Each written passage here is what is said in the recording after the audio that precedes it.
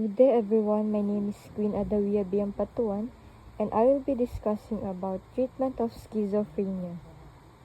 Biological interventions. Historical treatments. Early biological treatments included insulin chemotherapy, which was found to be risky and could cause serious illness or death. Psychosurgery such as prefrontal lobotomies was also introduced during this time.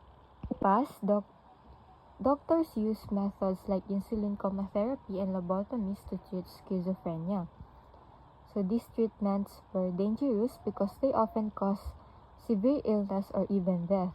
They show how limited medical knowledge was at that time and way safer modern approaches were needed. Modern medications. Antipsychotic medications are the most common biological treatment. These drugs work by affecting the dopamine system in the brain, and some neuromedications also affect the serotonin systems. Side effects can include extrapyramidal symptoms, which are similar to those of Parkinson's disease. The most common biological treatment is antipsychotic medication.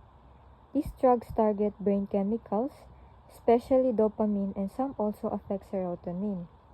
They help reduce symptoms such as hallucinations and delusions. However, they can also cause side effects like movement problems, like tremors and stiffness, similar to Parkinson's disease. Other biological methods. Preliminary research has explored using transcranial magnetic stimulation or TMS to treat auditory hallucinations, but the effect seems to last less than a month. The medication modafinil is also being studied as an addition to antipsychotics to improve cognitive functions and emotion processing. Researchers are exploring new methods. One is transcranial magnetic stimulation, which uses magnetic waves to reduce hallucinations, but its effects usually last less than a month. Another is the drug modafinil, which is being studied as an add-on to antipsychotics. It may improve thinking skills, memory, and emotional processing for people with schizophrenia. Psychosocial interventions. Social skills training. This type of therapy aims to reteach behaviors like conversation, assertiveness, and relationship building. Programs may also teach skills to help people adapt to their disorder and live in the community, such as identifying signs of a relapse and managing medication. This type of therapy helps people with schizophrenia relearn basic social behaviors, such as how to hold a conversation, be confident, and build relationships. It also teaches practical skills that make it easier to live in the community, like recognizing early warning signs of relapse and managing their medication properly. Family intervention. Behavioral family therapy educates family members about schizophrenia and its treatment. It helps families improve communication skills, express negative feelings constructively, and learn problem-solving techniques. For this type of therapy to be effective, it must be ongoing. Family plays an important role in recovery. In behavioral family therapy, family members are educated about schizophrenia and how it is treated. They learn better communication skills, how to express negative emotion in a healthier way, and how to solve problems together. For this to work effectively, the therapy must continue over time. Vocational rehabilitation. This focuses on helping people with schizophrenia maintain employment by providing support such as on-the-job training with a coach. Having a job is a key part of recovery and independence. Vocational rehabilitation focuses on helping people with schizophrenia find and keep employment.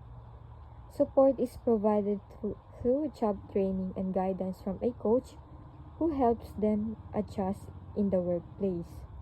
Assertive Community Treatment, or ACT. This is a multidisciplinary approach that provides a broad range of services, including medication management, psychosocial treatment, and vocational support. One approach alone is not enough to address the many needs of people with schizophrenia and their families. So, assertive community treatment is a team-based approach that brings together different professionals to provide a wide range of services. These include medication management, psychosocial therapy, and vocational support. Since no single method can meet all the needs of individuals with schizophrenia, assertive community treatment combines multiple types of support to help both patients and their families. Treatment across cultures. Cultural differences in beliefs. Native Chinese, for example, may hold more religious beliefs about the causes of schizophrenia, such as being due to evil done in a previous life, and may rely more on alternative medicine than British populations. So some cultures explain schizophrenia using spiritual or moral ideas. For example, believing it's caused by wrongdoing in a past life, and therefore prefer traditional or religious treatments over Western medicine. So these beliefs shape whether and how people seek help, how they understand the illness, and whether they accept medication or psychotherapy. Clinicians must respect these views and provide culturally sensitive explanations so treatment plans are more acceptable and effective. Traditional practices. The document notes that the Xhosa people of South Africa sometimes use traditional healers who may recommend inducing vomiting, enemas, and the slaughter of cattle to appease spirits. Certain communities, example is some Xhosa groups, people consult traditional healers who may use rituals or physical procedures like inducing vomiting, enemas, or ritual animal slaughter to address what they see as spiritual causes. These practices reflect cultural meaning and community support, but some may be harmful or delay effective medical care. Health workers should try to build trust, discuss risks openly, and when possible collaborate with trusted community figures to integrate self-cultural practices with evidence-based care. Family and community support. The document points out that Latinos may be less likely to seek help in institutional settings, relying on a family support instead. In many cultures, for example Latino communities, families prefer caring for relatives at home rather than using institutions. Family support is often the main source of help. So strong family involvement can improve adherence to treatment and recovery, but can also cause burden and stress for caregivers. Effective interventions should include family education support, and resources so families can help safely and sustainably. Institutional care. In many African countries, people with schizophrenia are kept in prisons due to a lack of better alternatives. Meanwhile, most Western countries are moving toward community-based care instead of large institutions. So wealth and health system differences affect where people receive care. Wealthier countries are shifting toward community-based services, while in poorer regions, a lack of resources may lead to people with schizophrenia being confined in prisons or inadequate facilities. So institutionalization in prisons or overcrowded hospitals raises human rights and quality of care concerns. Community-based care generally offers better social integration and long-term outcomes, so improving community services and resources is a key public health priority. Targeting high-risk individuals. One prevention strategy is to identify and treat children who may be at risk for developing schizophrenia, such as those with a parent who has the disorder. This prevention strategy focuses on identifying children or young people who have a higher chance of developing schizophrenia, usually because of a family history, early developmental problems, or strong risk factors like heavy substance use or severe stress.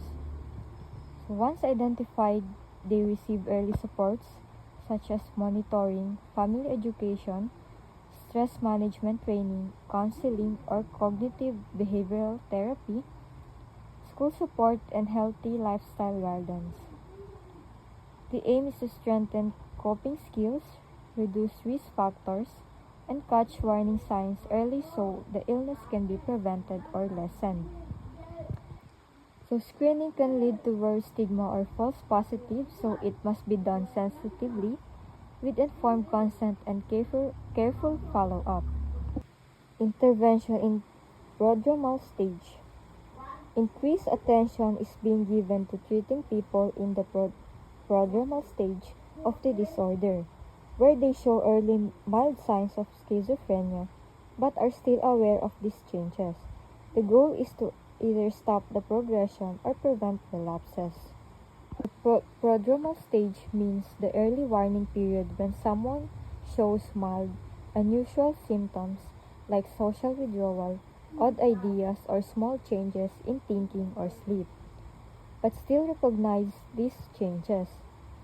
Intervening at this stage can include structured therapies or CBT, family support skills training, close monitoring, and targeted psychosocial programs. In some carefully chosen cases, clinicians may add short-term medication or other medical measures, but treatment is usually gradual and conservative to avoid unnecessary side effects. So early appropriate intervention can slow or stop progression to full psychosis, reduce relapse risk, and improve long-term functioning, making a big difference in quality of life.